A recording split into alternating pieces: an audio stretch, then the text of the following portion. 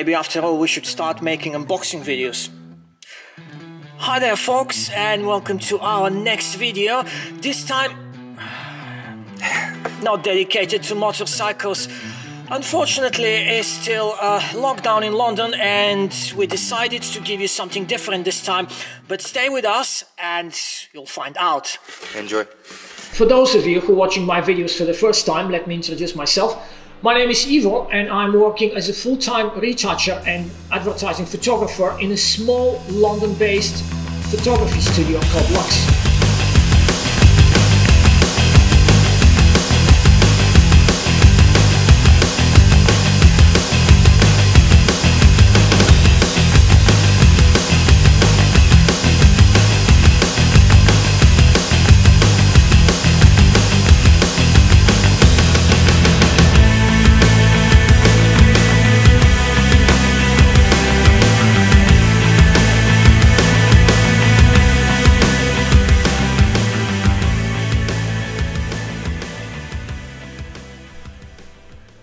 In plain English, this means that we are making ordinary products to look desirable.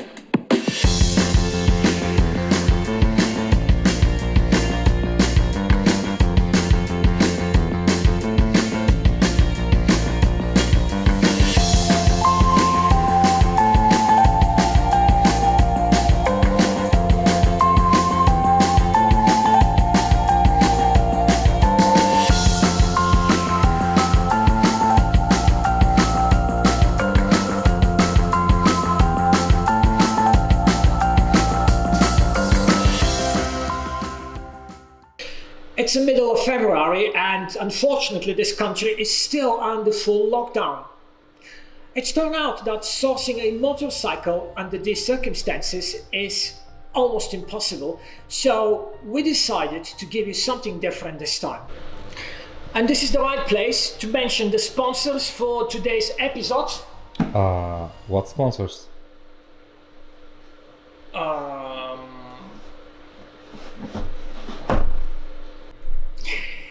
Anyway, joke aside, this video is not sponsored by Icon, but our team is in love with their product.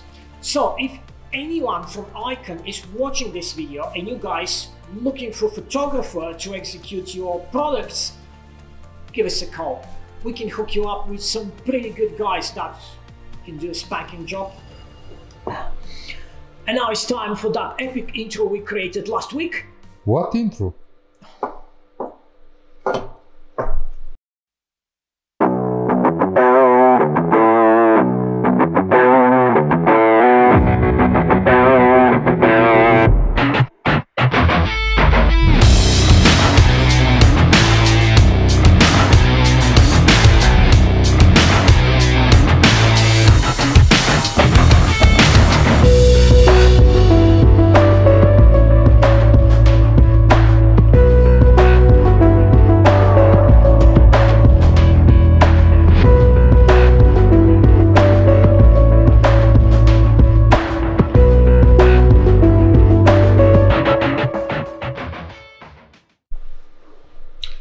The guys from Icon created a masterpiece. This helmet is unique in every aspect. Colors, materials, finishing. The shape of this helmet looks like something came out of a science fiction movie. It does look like something that the Master Chief from Halo will wear. Another reason for taking a try on this product is that we did some research on the internet trying to find some ad campaigns or promotional images for this product. Apart from a small batch released by Icon on their website, there is absolutely nothing that justifies how unique this product is. If you're curious to see our result on this helmet, stick with us. One of the major challenges of this helmet is the highly reflective mirrored visor. As you can imagine, this surface will reflect every single element in the interior of the studio. Yeah, thank you very much, Icon. challenge accepted. Our idea is to go with a low-key light on a black background. Positioning 2 strips on each side of the helmet pointed inwards will give us a nice silhouette light, which at the same time will eventually give us nice running white highlight down the visor. Let's give it a try, shall we?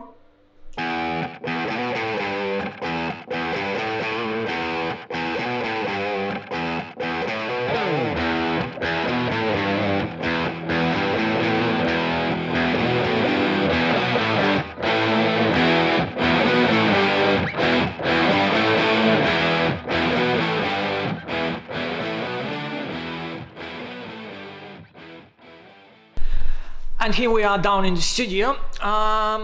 Unfortunately, as you can imagine, this is a photography studio, and as such, it's not really good for video production, mostly because of the insufficient light and horrible sound acoustic. However, we tried to improve things, and we added 2 of those bounce in the ceiling, so we hope this will add a bit more ambient light. So it's time to set up the helmet, so let's see what we can do. Okay, so let's start with this one.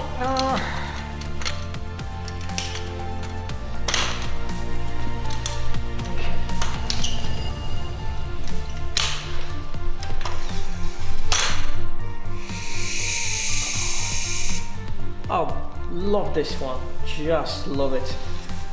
Listen to it.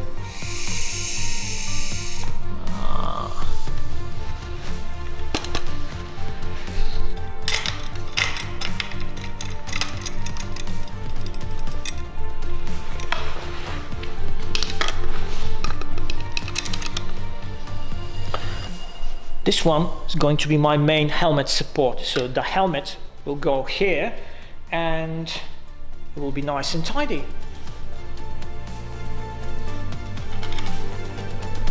Right, and this is the helmet. Okay, we're going like that. And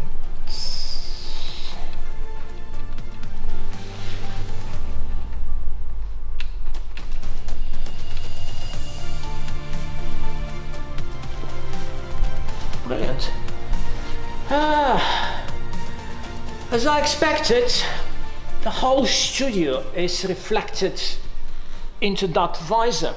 Actually, if you look closely, you can see George. Hey George, say hi. Hello.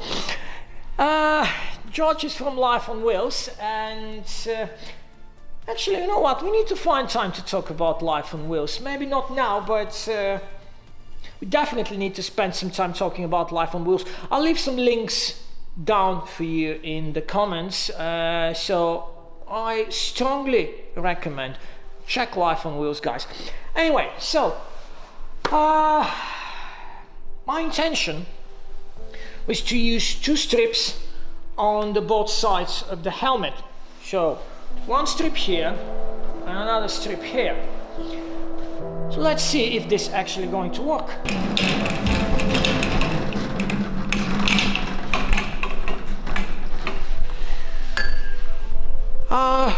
This is the strobe light I'm going to use. This is something we're using on a daily basis here at Lux. It's Type S60 linear flash head.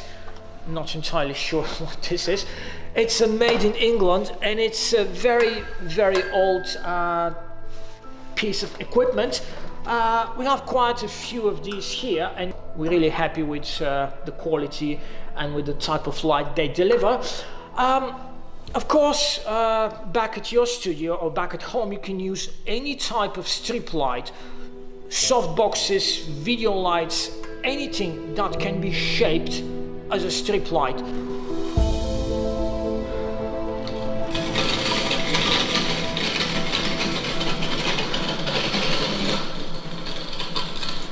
So we're going to mirror this light another light, the exact same type, and I'm already seeing the reflection of our setup in that visor, which is exactly the way I expected it. So I'm pretty sure this setup won't work the way it's now, but let's tackle one problem at a time. Right, I almost forgot one very important moment. The helmet needs to go on a black background, which means we need a black background behind that helmet. So, because I'm lazy, I'm not going to use the normal Colorama paper thingy. I'm going to use 50 by 70 foam board behind the helmet, which is the lazy way of set a background. Sandbags, very important, very important things.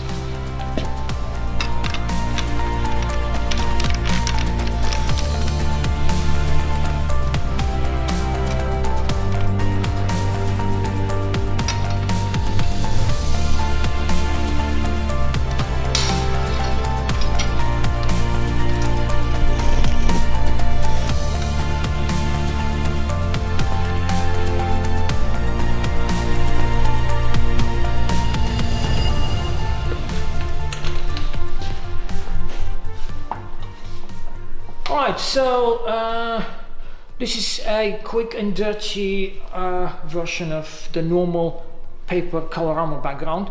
I'm just being lazy today, and I don't really want to deploy the whole scenario with a paper scooped Colorama background, so I decide to go with the nice black foam board. Point being is that this is a very nifty and quick way of set up a background. When you're not in the mood, you hang over from the last night, you just don't have a fucking piece of Colorama. Oh, bollocks. My choice for today's shoot will be a 180mm focal length lens, which is equivalent to 135mm on a normal full frame DSLR or so-called Leica format. You probably see me so far using this camera in all my previous videos. I think I can spend a few seconds to explain about this. This is a Xenar P2 field camera or view camera. It's introduced back in the 70s from a no longer existing Swiss manufacturer called Xenar. Thank you very much, Leica, for killing this lovely brand. In today's configuration, we're using a digital back on the place where usually the film or the transparency goes. It's a very nice camera to use, and the reason I'm sticking with this one in all my personal work is that somehow this one reminds me to how I started back in photography, how I started with analog and how I started with equipment that no longer exists. So this one reminds me from where I started and how I came up where I am today.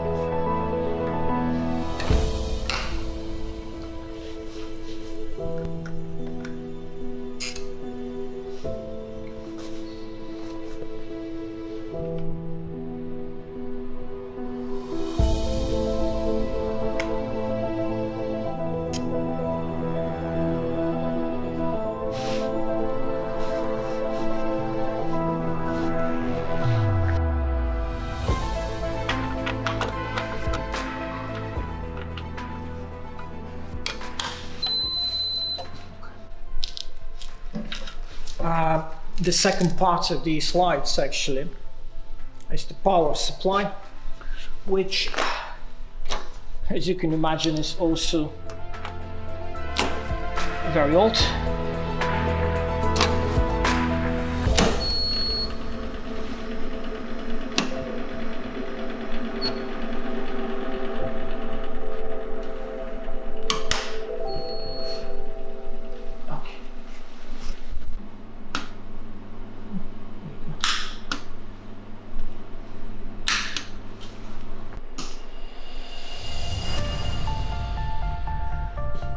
So now we have our both lights connected and working. I mean, that's a good start. It's a very good start, but as I expected, the whole studio is reflected. So let's see what the camera will say, because sometimes cameras see things differently.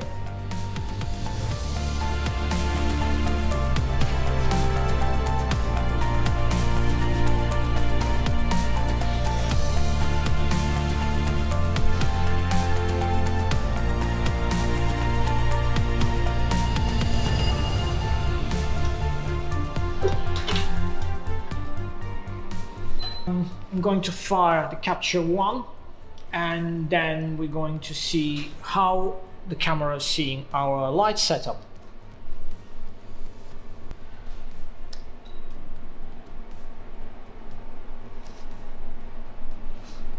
Alright, so camera needs focusing, of course.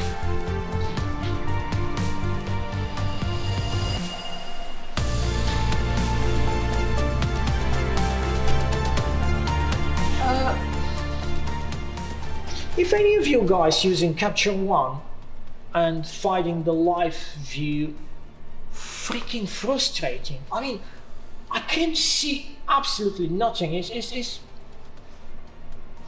We're living in 2021. Why this live view is not fixed? What's this? What is it? Why I'm not able to have a proper live view? Come on.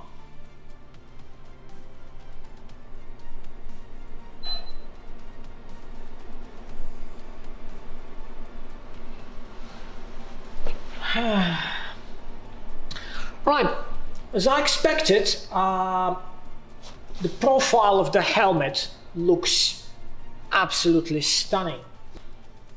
We have a really nice, very lovely highlight on that side of the helmet.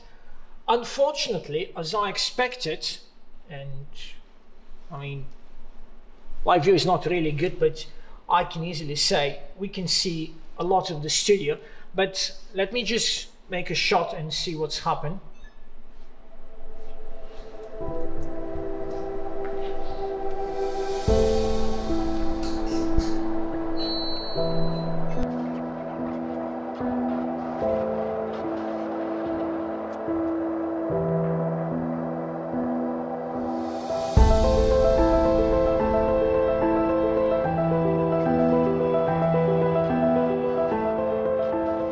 Okay, as I expected, the reflections are a mess.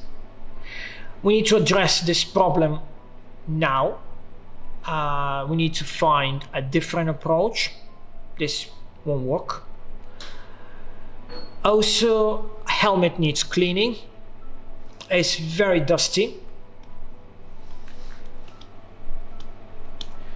And the last problem I can see here is that we are spilling a lot of light on the background. So let's try to deal with these problems once at a time. First things first, let's clean the helmet.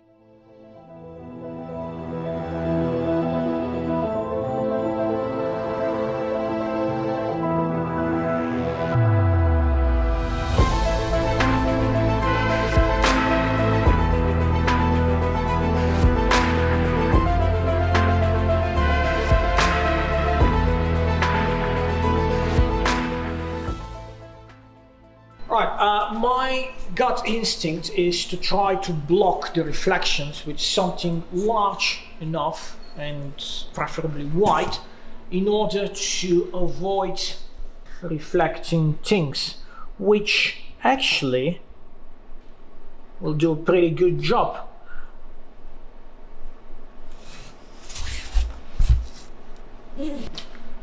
The first problem that I can see when I do this is that I'm losing my left light.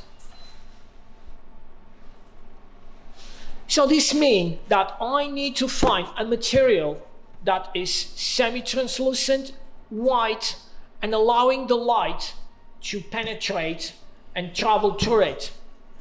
Any type of tracing paper, white sheet, or any white semi-translucent or translucent perspex will do the job.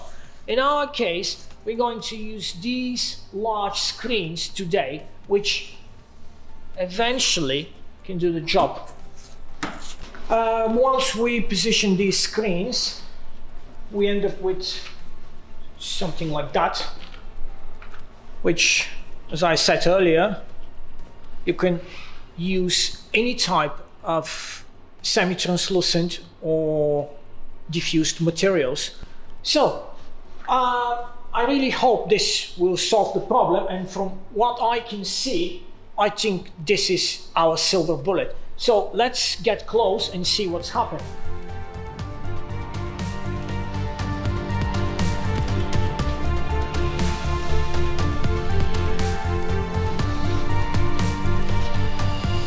So apart from my reflection and part of the camera stand, which unfortunately is inevitable, I think we're pretty good here.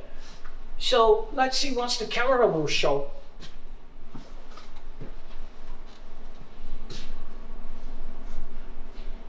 Now is the moment of truth, folks.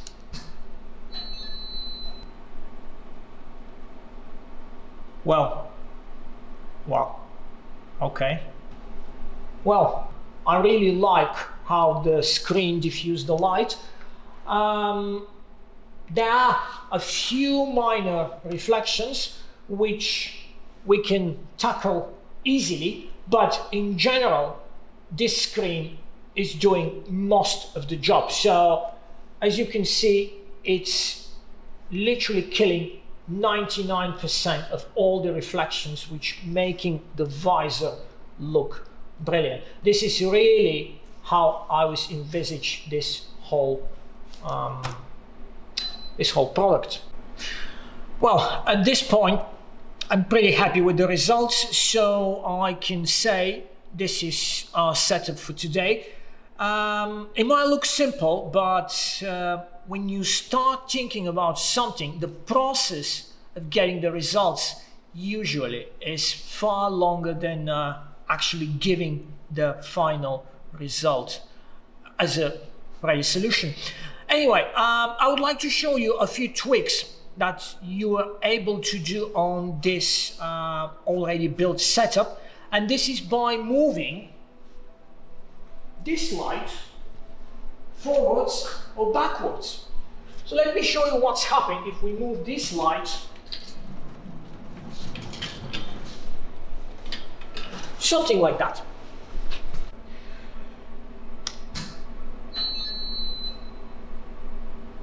So with moving the light, we actually affecting the reflection, which, as you can see, it's giving us different type of reflection and different highlight over the chin area of the helmet. So what I'm trying to say, folks, is while physically moving your light around will allow you to reshape and change physically the reflection on the helmet. So this can help you to achieve various different effects. Oh, I almost forgot one more thing, and that's the background. We're spilling a lot of light at the moment on the background. Of course, you can have a darker exposure and tackle this problem, but I would like to show you physically how I'm actually dealing with this.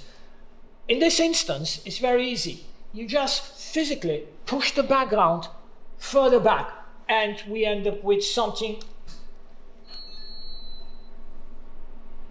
like that. Well, so I'm pretty happy with this result. Of course, inevitably there will be a lot of work in Photoshop, but in general this is a very good result in the camera. So I just need to do the rest of the angles, and I'm pretty happy with it. Well folks, this is everything for this episode. I really hope this was interesting for you. Thank you very much for your time, and again, thank you very much for tolerating my awful English. Take care and stay safe. See you next time.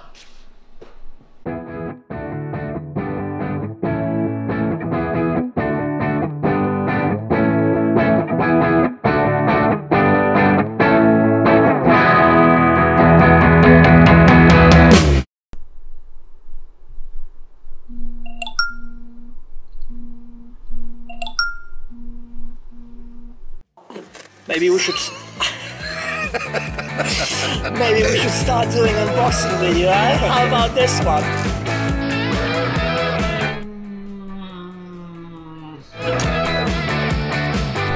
For those of you who are watching my video let me introduce myself. My name is Ivo and I'm 12 left.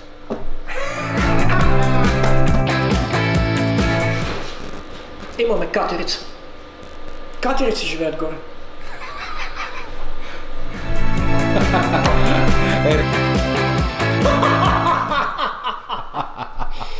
We have a fucking squirrel on the roof. Anyway, cut.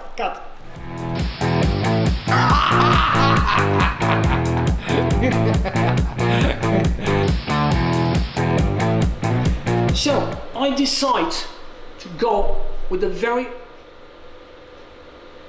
Is this a phone?